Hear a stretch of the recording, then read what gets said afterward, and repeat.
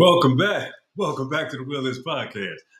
How y'all guys doing, ladies and gentlemen? Yeah, we back. We back in the place and we here to stay.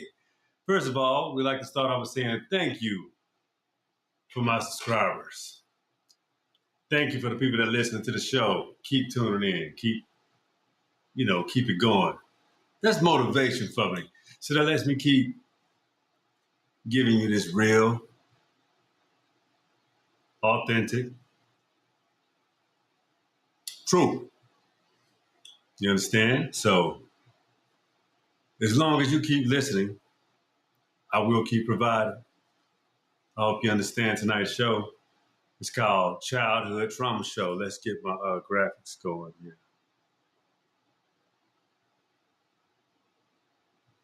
So you guys can see.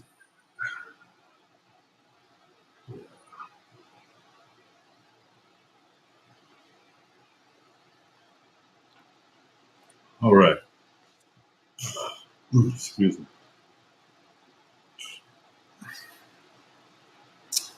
Childhood Trauma Show. I hope you understand what that means, man. Like,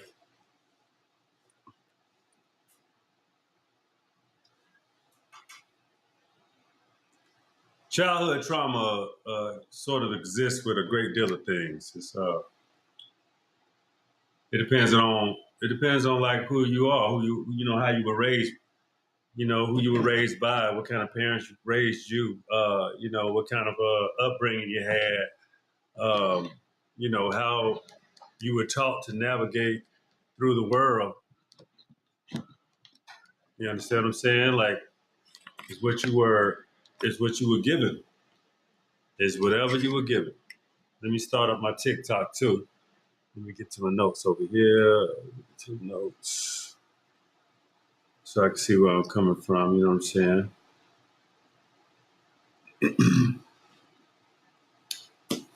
Let me see if I can get here. Let me get that going. Let me see if I get my TikTok rocking. Oh shit! Let me check. Show some shit.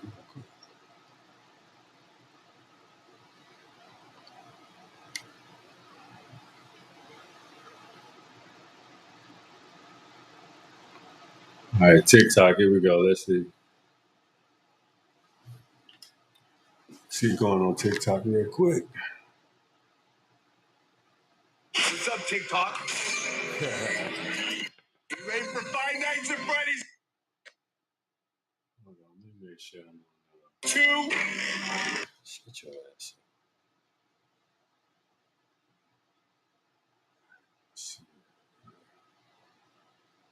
Going live.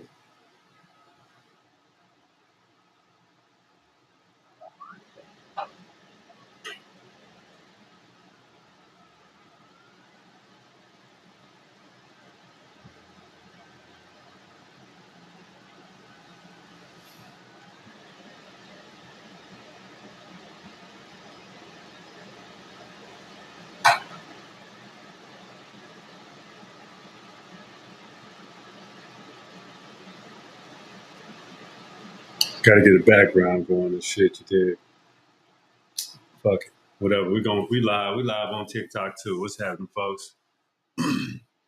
What's going on with people? I see you coming in the room.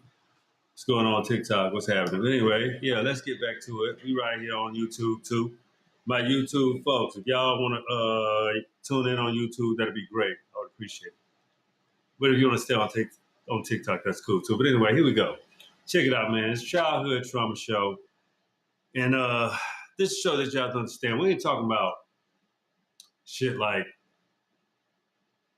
child molestation, shit like abuse. Nah, there are other ways, that abuse comes across. A lot of the times it has to do with, no, not right now, Penny. Chill out. A lot of times it has to do with, respect. A lot of parents, they don't distribute a lot of respect to their children, so it curtails their growth.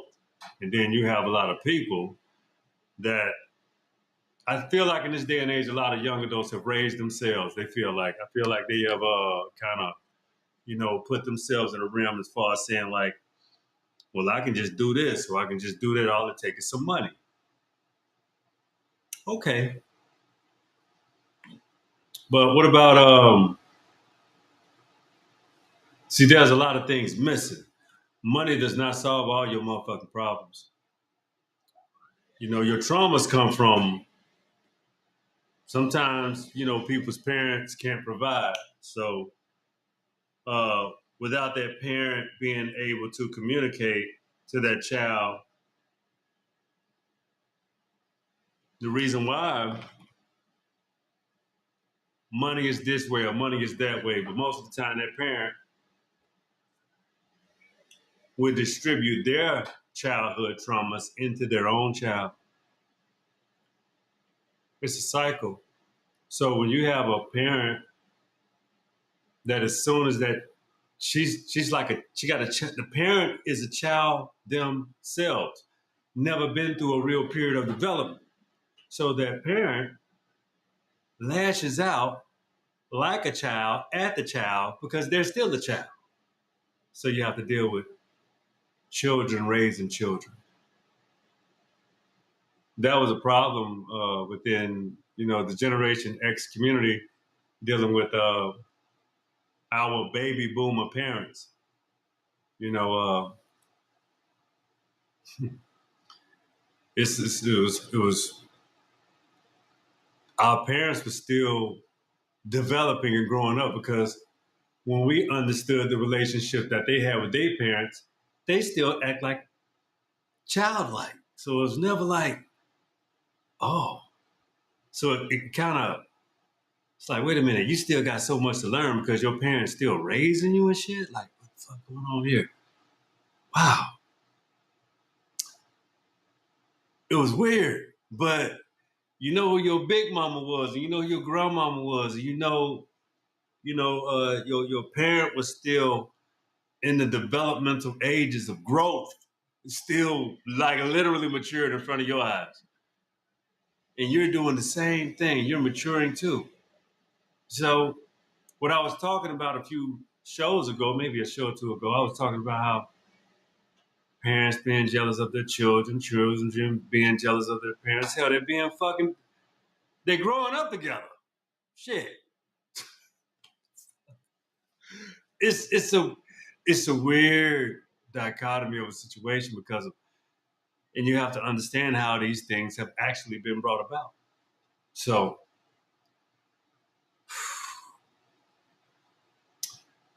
you have to understand in the black community, the Atlanta child abductions, and these different type of, you know, black men made it safe in the neighborhood, and we don't get a whole lot of credit for that, but we did.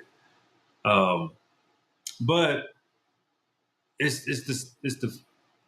it's roaming, being around. Everybody know everybody. Everybody knows who's dealing with who, and some of them motherfuckers be swapping women, swapping jail time and shit like that too. So, but at the end of the day, everybody know who everybody is. Everybody know who kids belong to who kids, and it's all kind of shit. It was a circulation of madness but subtlety when you're talking about the hood. You know what I'm saying? Growing up in the hood. So that's why everybody wanted more or a way out. And most of the time, they took their partners with them because they were so uncomfortable at some points in time. So they had this frame of mind where I need to be around people that's like me because they was such an outcast dealing with outside of these intrinsic communities that you figure you want to move yourself out of so bad, but yet and still it was a mistake because all you had to do was build it up. And see, that's what's going on now. 25 years, 30 years later within the black community, we stop. Look at Mike Epps. Salute to Mike Epps. Look at a whole lot of, right here in Atlanta, Georgia, I won't name everybody. I won't even put people out there like that that don't want to be named, but it's a whole lot of people, especially like Killer Mike T.I. Everybody know they bought back their hood. Eva bought her house on the east side, said she want her kids to live around people that are like them. You know what I'm saying? So we're finally finding that stride that we knew no one would give us. We never had a leg up. We never had a. We were literally looked down. Like this is the one 2025 taught us a supreme lesson as Black Americans, Aboriginals, taught us a lot of lessons. This was our year. This was our year to really understand how much everybody, not just in America, but the globe. Because you understand, like, we're a little mini microcosm compared to how the globe focuses on us. And it's not, it's a love, it's literally the most identifiable love-hate relationship on the planet. These people literally can't in their brains understand uh, when you're brown. Let me be clear. When you're brown, you can bet your ass your great, great, great, great granddaddy looked like this. You can bet your ass if you're a Caucasian, your great, great, great, great, great granddaddy looked like this. Every single solitary hue on the planet. How do you have a hue? Because you had to get it from an Aboriginal, not necessarily an African. Africans are Aboriginal to Africa. Europeans are Aboriginal to Western Eurasia. Asians, Chinese, are they Aboriginal to that. But you know what? Thing is, you have to deal with the facts of truth when it comes to an amalgamation of people that just erupted in that part of the land. The East, the bottleneck of beings, bottleneck of human beings. That's what created the pale complexion. And to get a little bit more elaborate with that, that has to do with a lot of squishy shit with brother and sister and incest and really incest equals ignorance. And they thought it equaled what you would call maintaining a royal bloodline. But no, that's not how that happened. That was a misinterpretation amongst Europeans. That's what made them so calcified mentally. The thirst of power. The only thing you can focus on is ruling and not even seeing people for people because you are you are an abridged person. It's funny how you call these names like a grift and you're the grifter. But at the end of the day, that's only some, not all, because when I tell you a bottleneck of beings, can you understand that some people even came out with pale complexions and human heart, mind, soul capabilities? See, this skin tone fuck a lot of y'all up. It tear y'all to pieces. It destroys a lot of you people with how you think. But I didn't create it, you did. Nobody told you that you should have done something so atrocious to yourself. Nobody put you above nobody. You did that shit. Nobody told nobody told you to practice manifest destiny, some bullshit you can convince yourself of somehow doing. Nobody convinced you to do that shit. And then continue on with it as if the gift is a grift. Listen to my words. Nobody told you, Caucasian. You knew who you were. Nobody told you to keep going on with that fucking line. You knew what it was caution. And it's not all. It's the ones that practice this sycophant behavior, acting as if something so menial can be any way superior. When all of nature shows you what and actually who you are. Why is that so hard for you to believe? You the one with the issues, not me. But you want me to hold you, yeah, like I got something against you. I'm going by what I see. Just like you went on what you saw, saying like, all blacks come from. No, you have more. You got more handshaking with Africa than anybody on the planet because you are the African's child. Your mother Europa is named after an African goddess. That's who you are, a carbon copy of an African. That's what all of those people, Arabs, everybody in the East, Chinese, carbon copy of Africa. That's your father and your mother, and you know it. You came from nowhere else. You're only 6,000 years old. And yes, Africa has the most diverse DNA on the planet, so it can produce you fluidly, easily. But it was up to you to run back and gain your protection. You chose arrogance. You chose to act as if you were better than your mother and your father. And everything that came after that, that is a grift. That's the only grift on the planet is you. The only one that acts as if you just came and uprooted yourself through yourself for yourself, and that is not true. Everybody knows you're a carbon copy. You know it too. Even your fellow Europeans call you, and your fellow people that are of a Caucasian heritage tell you the same thing, and you won't listen to nothing. You continue on with your barbaric behavior, acting as if you've done anything. And we all know it's not true. The only thing you have ever done is turn the world upside down and inside out. And even when you tell your stories, you tell them in reverse. There are so many things that are explainable as long as you don't tell it. Because it seems as if you cannot help but tell things the way you feel comfortable and fragile with. As long as you're not fragile, you cool. But when you become fragile, you get to lying and having to make yourself feel as if you are some form of a truth teller. But all you do is position yourself to say, I'm your savior. No, the fuck. Woo! You can never be a savior when you are the epitome of a conqueror, a destroyer. You're always looking for a sense of power when it doesn't exist for you. It doesn't exist in your DNA. What exists in your DNA is you should put yourself in a position to learn. And that is all. Because it seems as if the mistakes that you've made have been extremely astronomical. You got to be real fucking stupid to be this perplexed with mistakes. Unless you have an agenda.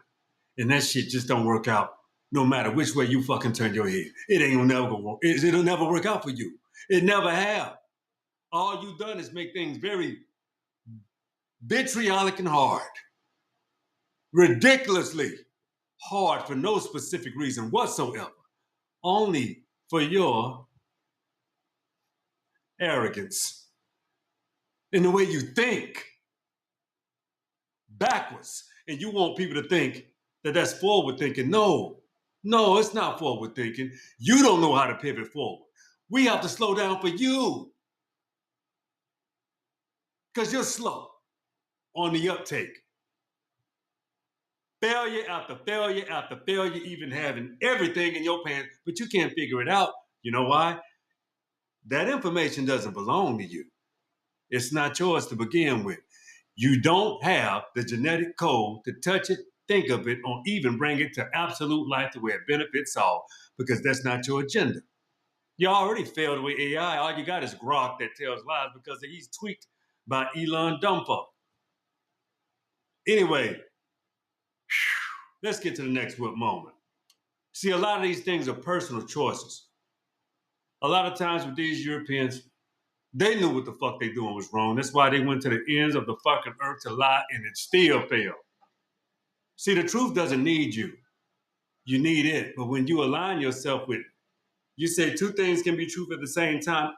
That's to a degree in capacity. mind you, and it's also ideologically based. You can't pick something up, say you've read it, learned it, and invented it. No, that didn't come from you. You just don't give a fuck who it came from because you don't care to say who they look like. See, this is really becoming very pathetic, and it's very it's an eye-opening equation as to why you went so far to let melanoid people think that you just how arrived and became like the fucking Anunnaki or some shit. Like you the second born of God. No, you are the child that should have learned never to get himself in some shit you can't even fathom. So you choose to take. Look at what you did. Look at what you've always done. And I already know what it really stemmed from. See, the problem is Easterners have not all, most Easterners have a specific mindset when it comes to certain things. Uh-huh. They like to conquer shit. They don't like to learn shit. They like to just take. And that became a very look at Netanyahu. See? I'm just saying. They're not Westerners. What they call the West is not the West. Western, you should detach it from a European-esque mindset because they are not the purveyors of the West. The West was the happy lands, the black lands, land of milk and honey. These people are overlayers. They sold you some shit that wasn't true and never will be true. They're your people. They act just like you. So when you come over here, that's why y'all want to combine with them because y'all from the same types of bottlenecking clans. You didn't come over here to learn. You came over here to take. You erased the Aboriginal. So you thought. But you see how we getting our memories back? You see how we knew that one number a few generations ago? This shit happened so 18th, 19th century. This is crazy. You don't. I need you to do research. I'm gonna get back to the book shares, and as a matter of fact, I'm gonna get back to that real soon. But what I need you guys to do is to truly understand that a lot of the shit that you think you don't fucking know at all. As a matter of fact, you don't know shit for real, and that's just the truth. So I'm gonna show you some shit that happened with these clans from Siberia, how they dressed them up. You see this shit? They put them in prison. Job well done. Throw that trash away. That's how they did them from Siberia. They got all kind of stories of even the blacks like him. Hold on. Clarence Carnage visiting an old cell in Alcatraz, 1980.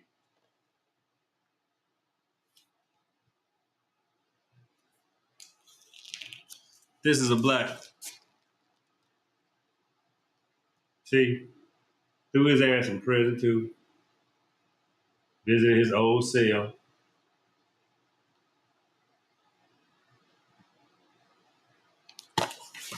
Some of them were black, some of them were warriors, some of them were Siberians, but a lot of these were the black Aboriginal that they threw in prison, and even the red ones that they hated, and all of the ones that went on with that kind of American vigilante mentality. Stella Leach, she's a Colville 6 Indian student, moved to Alcatraz. Two of Stella's 6 adult children, David Leach, Gary Leach, and both Vietnam veterans, were already there. They would have been part of the original land, part of the 89 people in the November 20th. In addition to being a strong middle age, Stella was also a licensed practical nurse with a certification at Langley College in 1964. She helped with the first all Indian well baby clinic in the Bay Area, given 3 months leave absent in her employment. David Tepper, she set up. This is her right here, Black Aboriginal.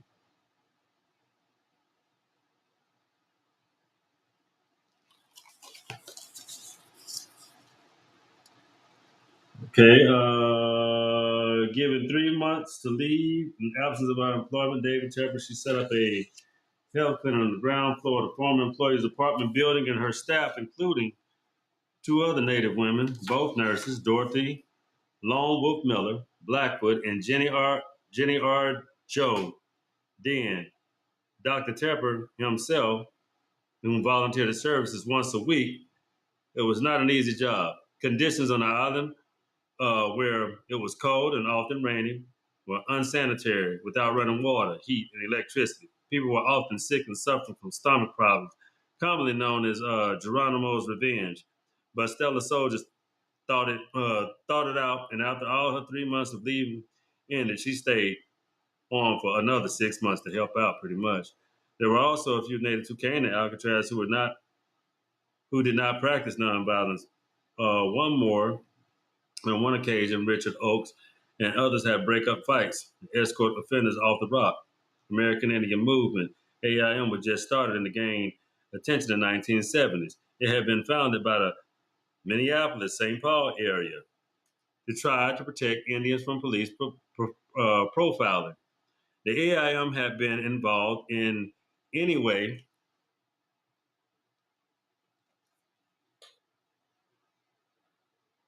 with the takeover of the island. In the early 1970s, through a group of AIM members finally did come to Alcatraz. They they were there not just to provide moral support, but also to take advantage of what they saw as an opportunity to gain moral visibility and politically of their own organization. As they were being shown around, the leader of the delegation said, "You guys did a good job. You took it over, and now we'll take it and run it from here." British forcefully replied. Richard forcefully replied in colorful language, what they should get off Alcatraz or else. They should get off Alcatraz or else. The AIM delegation left and never returned. By the early month of 1970, most of the original students, occupiers, were leaving, going back to the mainland, and beginning a new semester in class. If they had returned, they would have lost their enrollments and have been unable to continue their education. Remaining on Alcatraz would have not been only difficult, but almost more of a sacrifice than they wanted to make. They would have locked their ass up right there on Alcatraz. Lanata was not amongst those who left, nor did she give up her college plans, despite being a single mother and maintaining her quiet, but also deeply involved in presence on the island. She managed to balance keeping up with her studies with her work on the island. Every morning, one or two boats left Alcatraz carrying people to the mainland, and every evening would those boats or others would bring people back to the rock. I would hitchhike off the dock at Alcatraz, Leonardo wrote, and catch a sailboat or a speedboat to the Berkeley Marina. Go to my apartment at the University College and clean up, and then I would check into my classes. She was dedicated. So I would tell you, of all tribes, American Indians and Alcatraz, they put them in jail because they tried to hold them accountable. These were blacks. These were the reds. These were they called them traitors. This is records of their existence and how they actually, you know, shit. They wasn't. Man, I'm gonna tell you, it's on the back of this book. It says, "We the nation, we the Native Americans reclaim the land of known as Alcatraz Island, the name of American Indians by the right of discovery. We wish to a fair and honorable of our dealings in the Caucasian inhabitants of this island, and dare here offer the following treaty. The opening of proclamations and issuance of Alcatraz occupies November. This is 1969. So America has an extremely complicated history, very complicated history. It's just not all about 1965, and we want to talk about that, but there were so many different moments, so many fights, so many treaties. The fights just never have been over. It's never ended. We have never stopped fighting. This has never been over. Never, ever has this ever been a peaceful time in this country. I mean, or the world.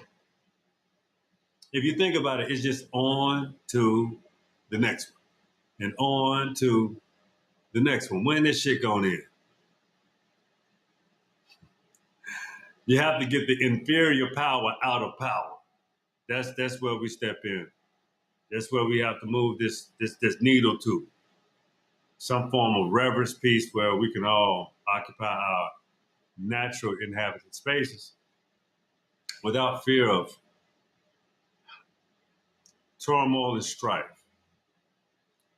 So, YouTube, I got a couple of more whip moments for you. A lot of things had to do with personal choices. That's what that one was. But check it out. Who is the creator?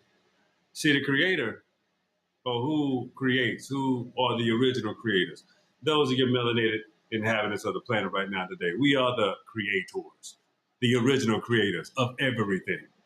But somehow that just seems, for some people, that's just so hard to comprehend, especially when you've been fooled and told that the things that you have done, you really did and you did not do. So let's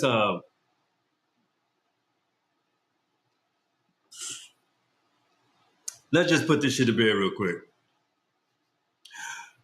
I created you. My melanated fathers created all people. You didn't just fucking happen. All right. Energy equals ether. Why do you think Black Americans are so vibrant and we vibrate higher than every other kind of people in the world? We vibrate higher. We are the ether of creation, ninth ether beings. We understand this. Catch up. Check it out. Some people you just can't break. That's what you're dealing with when you deal with Black Americans. It doesn't matter what when you try to say these things and these and that, this and that and the third, do you understand the most brutal behavior ever distributed throughout mankind has been practiced on Black Americans first and the world learn after? In the words of Dr. John Henry Clark, you must be a special kind of people for the world to have dealt you such a heavy blow. And all I would say is, he has a point. But the one thing you can't do with us, we can't be ruled, can't be defeated. And our redemption and restitution awaits properly. Bet your ass. It's the Wilderness Podcast on YouTube. I'm going to hang on with TikTok for a little bit. But you bet your ass that childhood trauma, we've all experienced it. The distinctive forms of racism, the distinctive pivotal forms of people looking up against you. Everywhere we turn, we were now wanted in our own homeland. We took it on the chin and we start pulling our power from within and expressing that out. We found more fertile ground. So again, that's the Will This Podcast. Notice favorite part of the show. The will is yours. Don't ever forget that shit, man. Keep going strong, keep being you, and keep it power. Keep being empowered. Don't ever let that shit die. That's all you got is you.